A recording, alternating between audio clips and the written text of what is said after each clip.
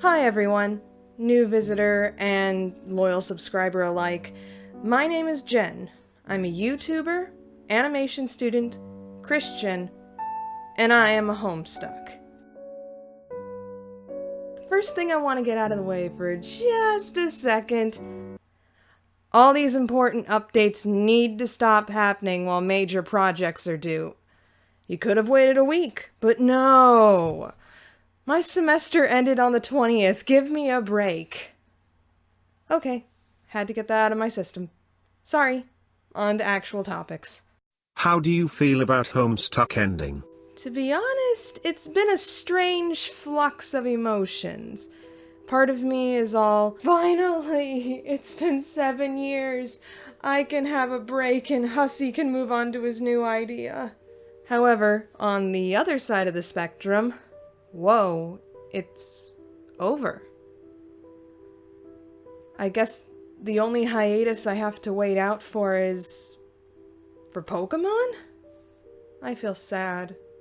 Now, if you were one of the viewers on my Act 7 reaction, you might remember that I was a little underwhelmed by Homestuck's ending. Was the animation well done and gorgeous? Of course it was! I was grinning from ear to ear the entire time. Was the music fitting for the scene it was portraying? Naturally, the music has always been fitting in Homestuck. Clark Powell and Toby Fox did a wonderful job, as can be expected. Aside from my brain shifting into apathy because something I loved was coming to a close, I think the main reason I was personally so pensive over Homestuck's Act 7 ending was just that. It was an ending. What I wanted was a denouement. According to dictionary.com, an ending is defined as a bringing or coming to an end or close. However, a denouement is defined as the final resolution of the intricacies of a plot, as of a drama or novel. I feel the questions left from Homestuck required at least 50 pages for a conclusion. And boy, did Act 7 leave us with more questions than answers. Like, what happens to the sprites when Spurb is over? Are the Luci going to run wild on the planet? And doesn't that cause problems considering the majority have shown hostility towards humans? Are the God-tier kids immortal and can live forever? Or can they die of old age? Is Arania double dead after the Condis snapped her neck like a toothpick? And most importantly, Gamzee, Fridge. Forever? Fridge ever? Of course, I know Hussy's in the process of writing that epilogue for us all, and until then, he's leaving us to our own conclusions. First of all, no, Hussy. No. I know with how Homestuck is written, fan theories and the similar can become canon over time, but the time for writing fan theories was last year, and the years prior. Before we saw what the ending looked like. I know mine were. Now we have a chance to see what you want it to be. To see your canon ending. Oddly enough, we care about your take on your story, Hussy. Can't ask for more than that. Also, even if I did manage to write a headcanon up to the level that some fans have been writing the last month, Hussy will yet again outsmart me with something better. Homestuck is always managing to outsmart me. Segue. What does Homestuck mean to you? There are a lot of answers to that particular question. Simply put, Homestuck has been a big player in my own journey of personal growth, especially in how I see myself and others. During my Homestuck reading, I realized how much of myself and others I could see in each of these characters. I felt I could empathize with them on a personal level, and I could see how they reached their own conclusions when facing their struggles.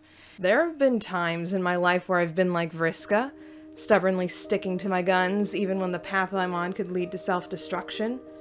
I'm like my fellow breath player Tavros, and I suffer from a lack of confidence when I do pretty much anything. Heck, I guess I can be a bit like Dirk too, considering the handful of mascot-level splinters running around my channel. Almost everyone in Homestuck had a sense of moral good, and yet had the ability to set things completely off the rails if and when they gave in. This made them very realistic to me, and this fact also translated into real life when interacting with others. In reality, the worst tragedies don't often come from the actions of a stab-happy agent or a glitchy green Doctor Who reference. It was when someone close to you succumbed to or embraced their own personal darkness. People will act selfishly and hurt us, but we can't shut everyone out because we'll end up truly alone, and it's not good for man to be alone. We ourselves are human too, and we have to realize that we have the same capacity to fall as other people, and need to be able to forgive the shortcomings in others. This lesson, heard 1,000 times from different sources, never stood out and seemed so important than it did when I read it through Homestuck. Another thing I liked about Homestuck was it was a serious mental undertaking. This massive, paradoxical, off-the-wall, multi-planet and dimensional narrative with dozens of memorable characters was also so non-linear in terms of its storytelling. There were so many details spread out through 7 years that it's not surprising when someone or I forgot something. And just when I think I know what direction the story is heading in, Hussey subverts a trope and supports it with foreshadowing from an earlier act, and makes me a fool in the process. And I loved every second of it. Normal novels seem so predictable now. All thanks to this random and entertaining webcomic where Eldritch horror terrors disguise themselves as cartoon squids, and Betty Crocker is actually an alien sea Hitler. Homestuck also assisted in helping me with my social anxiety, but I think that falls more under the next questions category.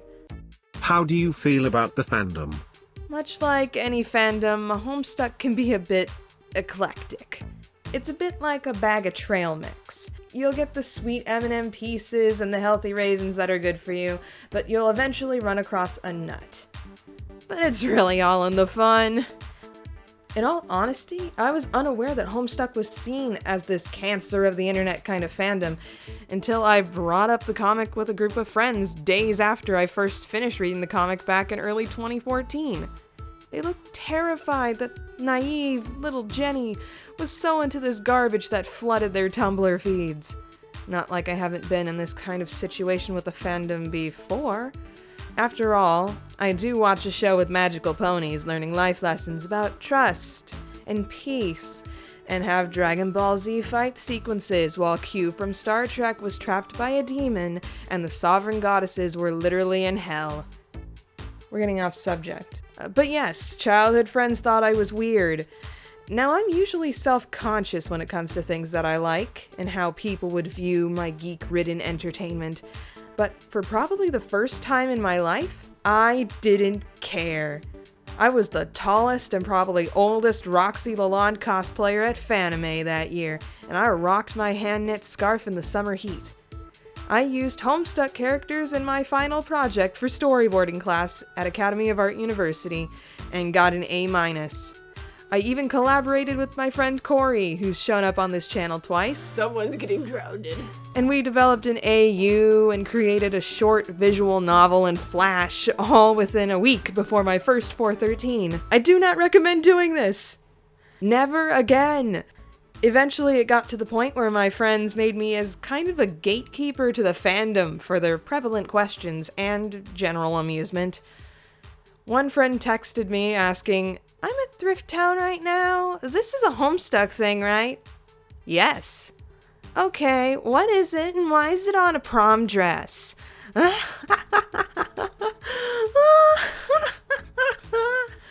Even if they're just describing things to me, I'd be able to tell what it was they were talking about. So there was this cosplay seamstress at the Solano Stroll, and she had a contest to see if you could name the cosplay display. And I think it was Homestuck? What did it look like? It was a satin ball gown with lots of tulle and details and had a crescent moon on the front? Sounds like regalia. What color was it? Gold? Prospect and regalia, probably for Jade or Jane. What's a prospect? It's Homestuck. It became a running joke at conventions where I would see a cosplay in the distance, and my friend Megan, who I've mentioned on this channel before, would smirk and ask, "So who was that?" It was Spade Slick from the Midnight Crew, alright? This is fun.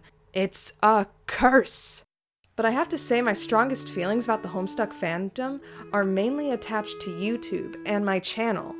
I started this channel in early 2013. I did only Let's Play videos, and I only had 50 subscribers by the time Homestuck came back from the Gigapause in 2014. It was the first time I was experiencing the thrill of updates, and I wanted a way to share my reactions with Corey, but I was unable to do so in person because our schedules constantly conflicted. Luckily, I had the means to record because of the system I have set up for YouTube, and I uploaded them on a hidden playlist, just to share the live reactions with the only other person I knew who liked Homestuck. Really, it was more of an impulse to make the playlist public, and I definitely did not expect them to take off like they did. It's really humbling, and I'm downright bashful over the views and the subscribers I've gained through Homestuck. And probably Undertale. I probably wouldn't have been so eager to play Undertale if I hadn't already known who Toby Fox was. See Undertale Episode 1's story? She's trying to kill me now, dude! People who have commented on my videos have been unbelievably kind and amazingly cool. With only a few exceptions. You guys are the best audience an anxious, shy girl can ask for, and the last few years have really helped me overcome a lot of insecurities when it comes to public speaking, and making me more outspoken for the things that I like and for what I believe in. Thank you guys so much. And I will be making a video in celebration of the channel reaching its 700 plus subscriber mark, as soon as I figure out what I'm gonna do for it. Now, what do people do for 700 plus subscriber specials? How did you react to Homestuck 2.0? I think when I first saw the video, it went a little something like this. Granted, I've been aware of Hiveswap's existence for a while. The press page is literally taped to the wall of my recording room. I'm patiently waiting for its release, and will definitely do a playthrough for the channel when it comes out. Hiveswap will be my first point-and-click adventure puzzle game, so I'm pretty pumped. As for the YouTube content Homestuck's official channel will be creating, I am super excited to see what ideas my fellow Homestucks come up with. I have a few of my own ideas, of course. Possibly a weekly show detailing the references and tropes in Homestuck. You'd be surprised how many fans don't get the shoutouts, myself included. Compare the aspects, such as characters or themes, in Homestuck to other literary works. This is a bit like something that was done on Idea Channel. They compared Homestuck to James Joyce's Ulysses, though I first thought about this idea after remembering Ray Bradbury's The Veldt was a thing. Oh. This show could go on for a while. Pick a character and start talking about their physical and personality attributes, and then get into a philosophical standpoint by the end of the video based on this character's actions in the narrative. Compare and contrast between Spurb and real-world creation stories.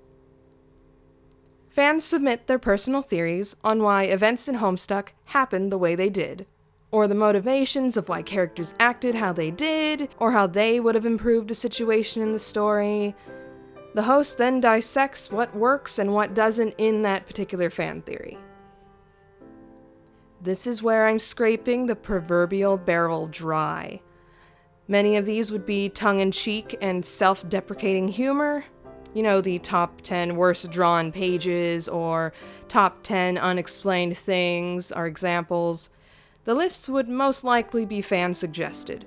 In all honesty, your best bet would probably be to get the audience to submit possible lists or topics of discussion in the comments section of the videos, and then you get a host to make the videos based on those.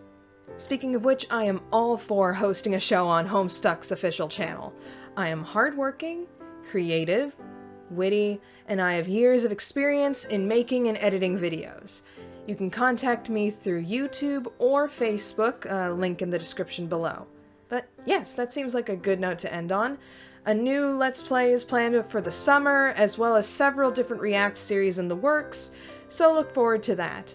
But until then, this is Jen. Thanks so much for watching. Give a like and a comment if you want, and be sure to subscribe so you can stay up to date on all the videos that are coming out, and I will see you all next time. Bye! Silly salute. Still doesn't do anything for me.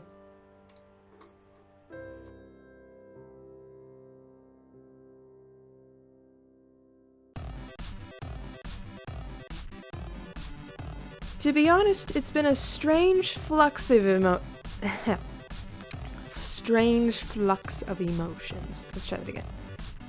Now, everyone in Homestuck was no. Pepper, what are you doing in here? I thought Get out! Get out! Stay out! Alright, let's try that again. In all honesty, I was unaware that Homestuck was seen as this cancer of the internet kind of phantom. Phantom? Phantom of the Opera. Nope. But was unable to do so in person because our schedules constantly conflicted. Now, let's try saying that like a normal person. Pick a character and start talking about their physical and personality attributes. What? Okay. Pick a character and start talking about their physical and personality attributes. And then get into a fizzle.